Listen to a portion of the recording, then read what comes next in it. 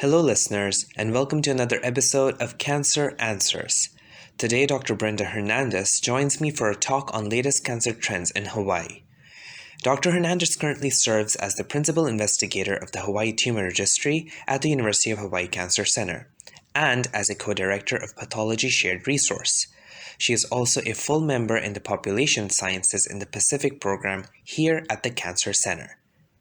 Thank you for joining me today, Dr. Hernandez. For the listeners tuned in, please describe Cancer at a Glance and the Hawaii Tumor Registry.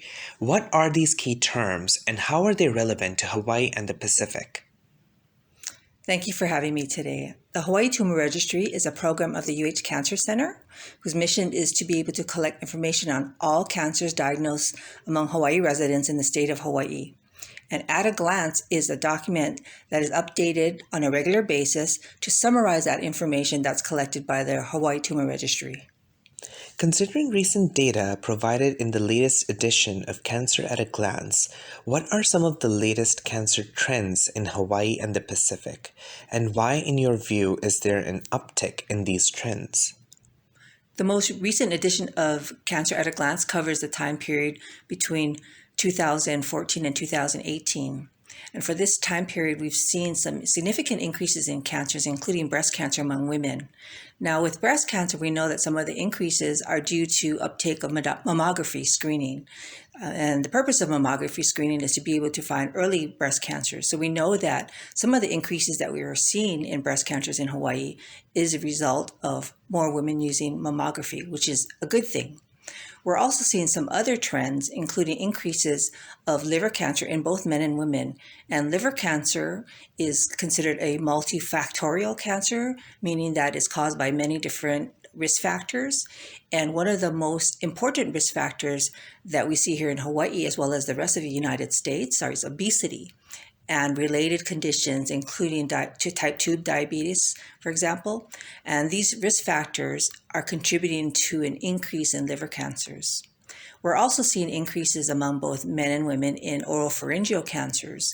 And one of the primary risk factors for oropharyngeal cancers is human papillomavirus. And human papillomavirus is responsible for a number of different cancers, including most well-known is cervical cancer. But increasingly over the last several years, we have seen an increase in oropharyngeal cancers that are specifically due to exposure to human papillomavirus. And generally speaking, why do Hawaiians run a greater risk of developing cancer? Well, Hawaii is a unique place in that we have a very diverse population. Our population includes many different ethnic and racial groups. And our indigenous population are Hawaiians. And Hawaiians here in this state do have a higher risk of a number of different cancers. And there are different reasons for this increased risk.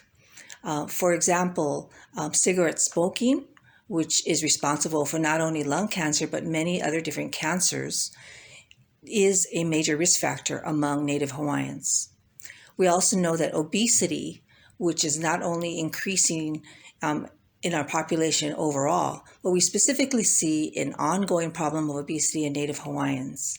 And in more recent years, we have seen a trend of obesity starting at a very young age, which continues into adulthood. And we know that this contributes to increased risk of many different cancers. And specifically, Native Hawaiians do have a high prevalence of obesity. And what precautions can individuals practice to protect themselves from all kinds of cancers?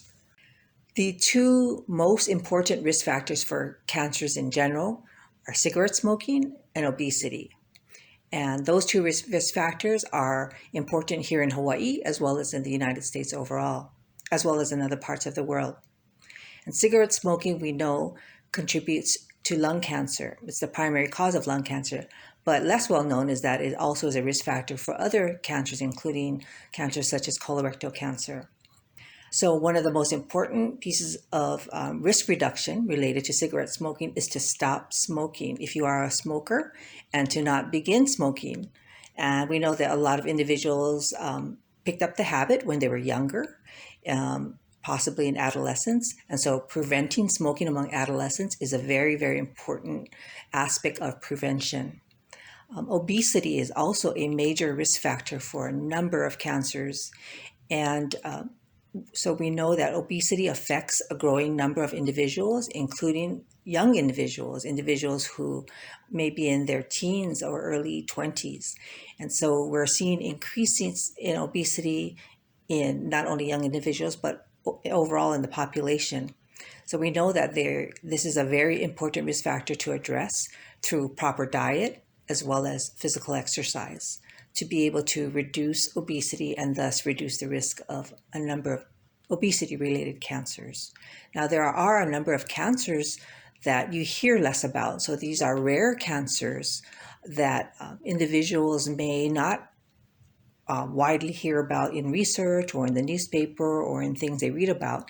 And we know that there may be some concern about symptoms a person may get that they suddenly experience. So a general piece of advice is that if you are experiencing symptoms that are not commonly something that you commonly experience, that is good to consult with your primary care physician to determine the next course, whether or not further testing is needed.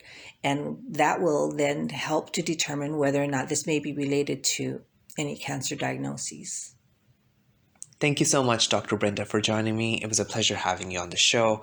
That is all for now, but stay tuned for more weekly episodes coming out. You can log on to our website at uhcancercenter.org. Our Facebook and Instagram handles are at uhcancercenter. That is all for now. Take care. Until next time.